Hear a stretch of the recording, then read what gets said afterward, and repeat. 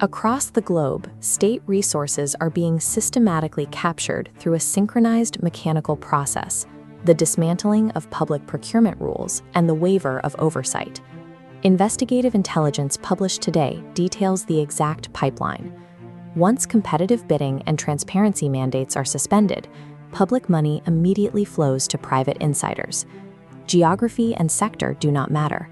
The loopholes required to bypass public consent and facilitate corruption remain identical.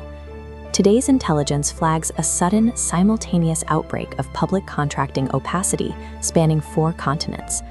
In Chile, a sweeping state audit just uncovered more than $1.4 billion in unaccounted, no-bid transfers funneled directly to unaccredited private foundations. Meanwhile, Indonesia's Anti-Corruption Commission executed a sting operation against a regional regent for procurement extortion. This marks their 10th such regional arrest since January. In Burkina Faso, a new IMF financing review authorized funds, but warned that the government is actively delaying beneficial ownership transparency and its mandatory governance diagnostic. These are distinct governments operating under distinct pressures, but the mechanics match perfectly. Hiding beneficial ownership and bypassing competitive bidding are the universal prerequisites for systemic state capture. Zooming in on the United States, we see the domestic version of this exact pipeline, the deliberate waiving of competitive rules to facilitate insider self-dealing. A new investigation reveals that by suspending competitive bidding rules, the Trump administration steered billion-dollar border wall contracts to politically favored firms, including one that built a structurally collapsing segment of the wall.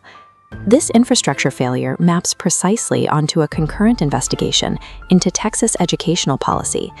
The physical outputs differ, but the structural mechanism is identical.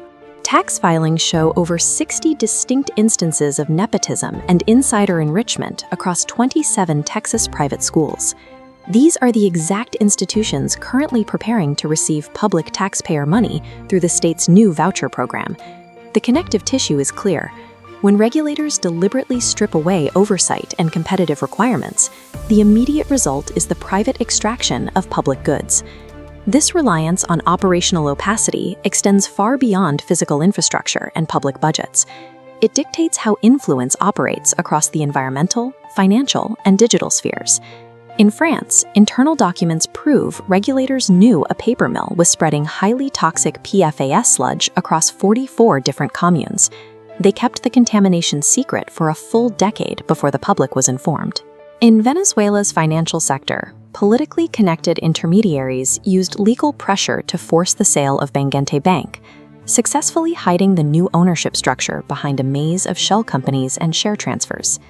And on the digital front, a forensic report confirms that 1/3 of the accounts driving engagement to Nicki Minaj's recent pro-Trump posts were coordinated persona bots masquerading as real voters.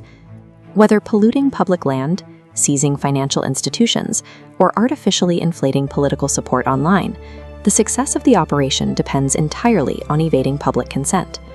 The prevailing global intelligence trend is clear. Institutional guardrails are being actively and systematically dismantled to secure unaccountable private gain. Coordinated influence networks require absolute opacity to survive.